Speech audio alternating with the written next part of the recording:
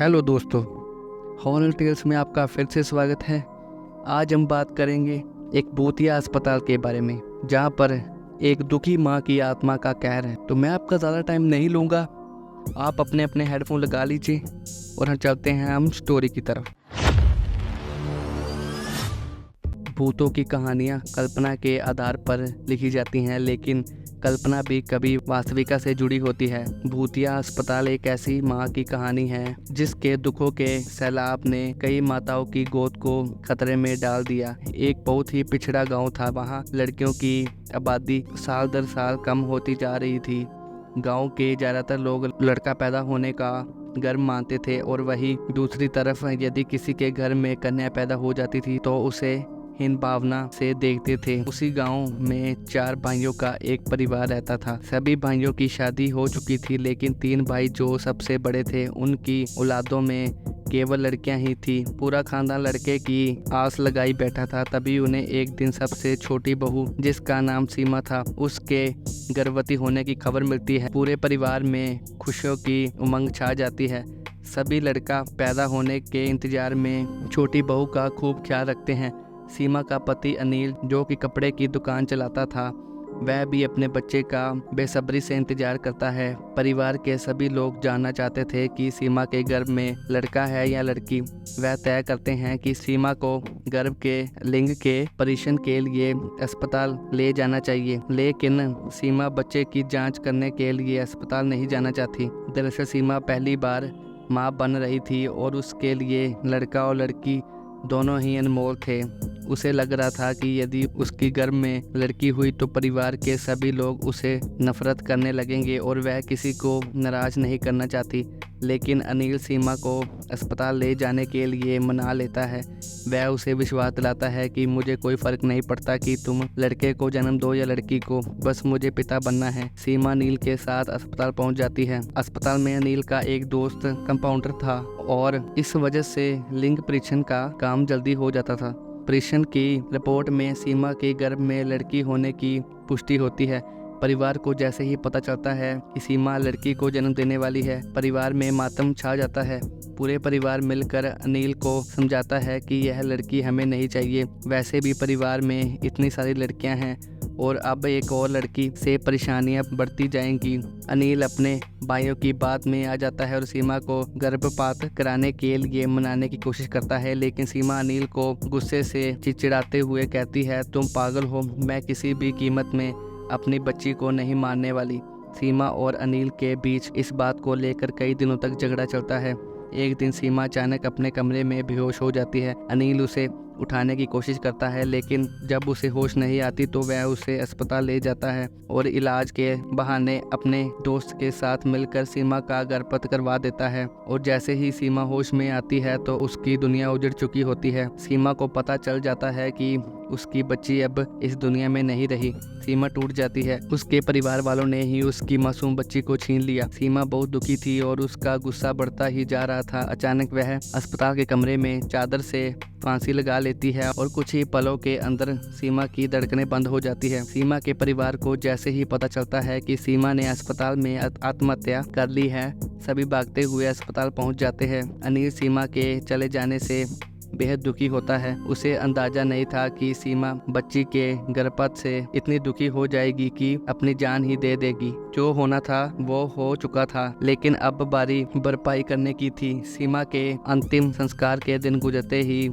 अस्पताल में सीमा की भूतिया रूह की दस्तक हो जाती है। डिलीवरी वार्ड में भर्ती सभी बच्चे अचानक अपने अपने बिस्तर से नीचे गिरने लगते हैं। लोगों को समझ में नहीं आता कि एक साथ सभी बच्चे नीचे कैसे गिर गए। हालांकि बच्चों को ज़्यादा चोट नहीं आती, लेकिन यह घटना मरीजों के अंदर भूतिया डर बैठाने के लिए काफ़ी थी। इसके बाद अस्पताल में भूत होने की अफवाह तेज़ी से फैलने लगती है और लोग इसे भूतिया अस्पताल कहने लगते हैं। अस्पताल में एक औरत बच्चे के जन्म के समय पतलानिक हालत में एम्बुलेंस से अस्पताल पहुंचती है। औरत की हालत गंभीर थी, इसलिए उसे अस्पताल में कंपाउंडर तुरंत स्ट्रेचर में उठाकर ले जाने लगते हैं, लेकिन वह उन्हें हाथ से शूट कर हवा में लटक जाती है। उसे ऊपर लटका देख वह मौजूद सभी डर की वजह से इधर उधर भागने लगते हैं। और कुछ ही समय में वह ऊपर से ही नीचे गिरती है और उसे सर में जोरदार चोट लग जाती है, जिससे उसकी जान चली जाती है। एक माँ सीमा के गुस्से की भेंट चढ़ चुकी थी। अस्पताल में रहस्यमय तरीकों से मौत अखबारों की सुर्खियां बन जाती है और देखते ही देखते अस्पताल को बंद करने की बात होने लगती है। लेकिन शहर में इससे बड़ा अस्पताल दूसरा कोई नहीं था। इस अस्पताल को शहर की जीवन रेखा कहा जाता था, लेकिन भूतिया अस्पताल अब केवल अफवाहों तक ही सीमित नहीं था। इस बात को वास्तविक आधार मिल चुका था और अब लोगों को पूरा यकीन था कि अस्पताल में कोई ना कोई भूत तो जरूर है, क्योंकि कई हादसे यहाँ हो चुके थे। अस्पताल प्रबंधन मुद्दे को गंभीरता से लेते हुए अस्पताल में झाड़ फूक करने के लिए एक बहुत प्रतिष्ठित ओझा को बुलाते हैं। ओझा अस्पताल के कमरों में मंत्रों से सिद्ध किया हुआ नींबू रखकर सीमा की रूह का पता लगा लेता है। देखते ही देखते नींबू का कलर सुर्ख लाल हो जाता है। उस कमरे में मौजूद अस्पताल के कर्मचारी एक दूसरे का मुंह देखने लगते हैं। ओझा अस्पताल के कर्मचारियों से कहता है कि इस अस्पताल में एक दुखियारी माँ की आत्मा है, जिसके बच्चे का गर्भपात किया गया था, इसलिए वह इस अस्पताल में किसी को भी मां नहीं बनने देना चाहती। अस्पताल प्रबंधक को सीमा के गर्भपात के बारे में कोई जानकारी नहीं थी, क्योंकि वह गर्भपात अनिल और उसके कंपाउंडर दोस्त ने गुप्त तरीके से किया था। सच्चाई का पता लगाने के लिए ओझा अपने मंत्र शक्ति से